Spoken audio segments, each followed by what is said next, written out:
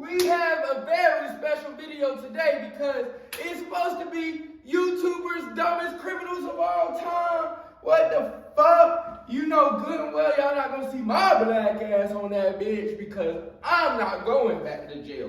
On God, I'm about to Charleston White a nigga. You got me fucked up, boy. This how I'm gonna be in court. I'll say, Your Honor, I'm gonna say, I'm not gonna lie. I'll admit it. He did it! No cap, no cap. We've spent time behind bars, and we're going to list them from 3 hours in jail to 50 years in prison, beginning with Sam Pepper and Ice Poseidon, who got arrested together for the dumbest reason imaginable. Back in mid-2018, Sam and Ice had the genius idea of hiding in a purple wooden on wheels so they could sneak past security into VidCon, where they'd stay and film a 24-hour overnight challenge. Everything seemed to be going well in the beginning, as Sam and Ice cruised into the convention, whilst filming and laughing at security through a little peephole. However, the two seemed to forget that they were live streaming to thousands of people, and it would only take one call to VidCon to have their whole plan shut down. This call would happen less than 10 minutes after getting inside, which was followed by security and police walking straight up to them before they'd be arrested. Look, come red-handed. What is all this? The two were taken back to the police station, banned from VidCon for life, and given a notice to appear in court, which eventually resulted in a further 2 years probation, $100 in fines, and 80 hours of community service. Sam Pepper and Ice Poseidon's arrest was short-sighted and idiotic. However, it still wasn't as stupid as the time Logan Paul was sent to jail for a whole day after getting arrested in Italy. It happened back in 2017 when Logan was in his obnoxious vlogger phase, and prior to the arrest, Logan's group had disrespected Italian norms, gotten kicked out of hotels, and had filmed locals without their permission. So by the time the group made it to Italy's famous Colosseum, they were bound to get into trouble. Logan began by stating that he knew flying a drone over the Colosseum was illegal. I understand drone shots here are illegal, so let's definitely do that. However, after putting the drone in the air anyway, the military were able to capture it. I found it. Military has it. And Logan was arrested shortly thereafter. Fly of a drone in this area is illegal. No bueno. I must arrest you for this. After being released from jail later that afternoon, Logan was straight back to his idiotic self. Yo, I'm a savage, bro. Free my boy Logan. You can't stop Logan. And if anything seemed proud of what happened. I went to jail, bro.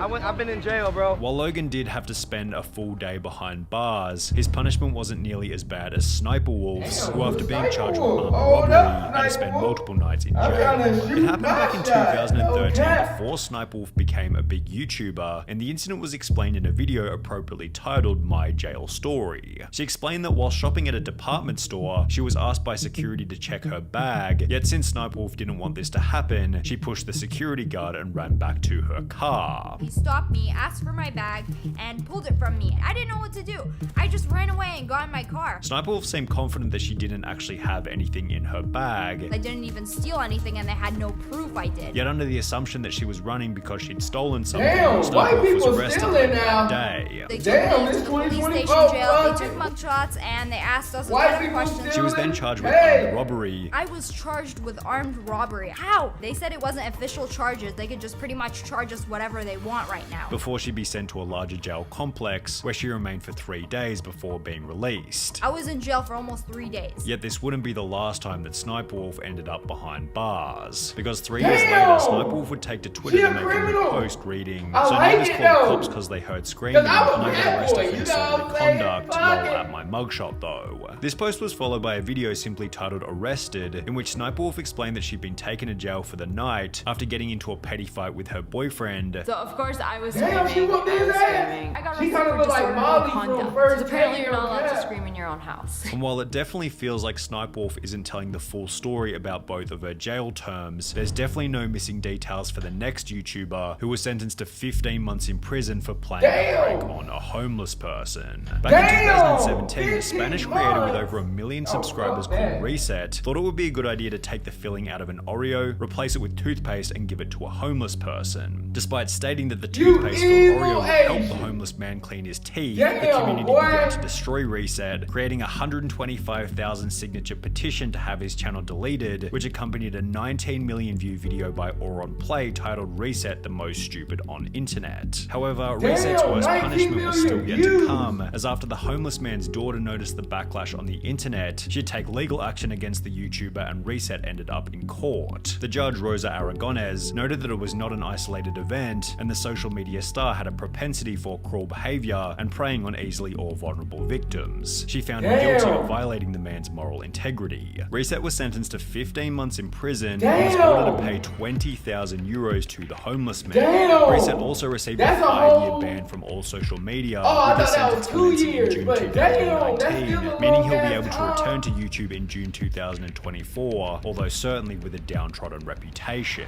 Beamscore was another million-plus subscriber channel who managed to land themselves in prison, although for an even longer time than Reset. The two owners of the family channel, Billy and Eva, were often seen on social media with luxury cars and extravagant homes, yet it turns out that not all of their money had been made through their YouTube channel, because on the 23rd of February 2020, they'd uploaded a video titled "We Kept This a Secret Long Enough, We Were Arrested," in which they'd explained that they had a court date for an unspecified charge. Yes, we were arrested, and we have a very important date. We have a sentencing date. That will change our lives forever, for the good or for the bad. A month later, it was revealed that the couple were being accused of identity theft and defrauding the government, having accessed or attempted to access social security accounts belonging to over 1,400 different individuals without the victim's knowledge or authorization. Identities to make money. That was my hustle back then. And I knew what I was doing was wrong, but it was just, I needed a way to make money. The couple explained that all of this had happened 5 years prior to beginning YouTube, although this didn't seem to matter to the judge, who sentenced the couple to 3 years in prison. I got 2 years, and Ivani got 1 year.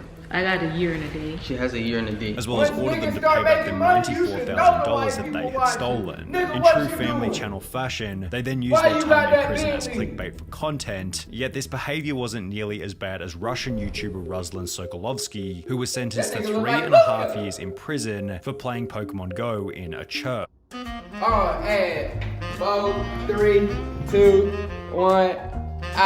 In early August 2016, Sokolovsky filmed a video of himself catching Pokemon in Yekaterinburg's Church on Blood. The video stirred up a controversy among believers, while a criminal case was initiated in accordance with the Russian Criminal Code's articles, citing incitement to hatred and enmity, denigrating human dignity, as well as violating the right to freedom of conscience and religion. The alleged crime, playing Pokemon Go inside an Orthodox church. Sokolovsky shared a YouTube video that showed him playing the smartphone game. His video went viral and prompted a police investigation. Officials said the video was one of many by the young blogger that questioned or criticized the church. In May 2017, approximately 1 year after posting the Pokemon Go video, Ruslan was handed a 3.5-year suspended prison term, and while his 500,000 subscriber YouTube channel is pretty much dead these days, he's still yet to spend any time behind bars. Jens the Beast had a harsher sentence than anyone else on this list so far, although he was actually able to use YouTube to improve his reputation after getting out of prison. Jens the Beast explained that his life began to spiral out of control following the death of his mother at the age of 24. He was sent to prison for the first time back in 2009 after getting into an altercation with a nightclub bouncer, yet after finishing this first prison stint, he was sent back to more time to 4 years spent behind bars. During his final stint, Jens made the decision to get his life together. The last prison sentence that I got, I used all my time finding myself with proper therapy and anger management stuff like that, so I cleared up my mind, decided that I'm not going back. And after being released from prison, he launched his own coaching program before joining Rich Piana's 5% Nutrition Group, and with the assistance of YouTube and Instagram, Jens was able to turn his life around completely. Less than 3 years ago, I was released from prison, and now I got 2 companies going, working with clients all over the world and doing expos, and got so many fans and followers. I'm really, really grateful. However, while Jens is certainly one of the scariest looking people on the platform, his 4 years in prison still seems minor when compared to Saucy and Honey, who are facing a 7-year sentence for a YouTube prank. This may have been fun for those YouTubers, but tonight they're facing some serious felony charges. What's the 7 years in jail. In February 2022, the 25,000 subscriber channel posted a video titled 24-Hour Overnight Challenge in Target. I got 8 years. Target. We're gonna spend overnight in Target. After introducing the video, the two would hide in the store and wait for it to close, and then walk around filming themselves before walking out in the morning, stating that they had been there all night. We successfully completed our overnight challenge. They didn't get caught.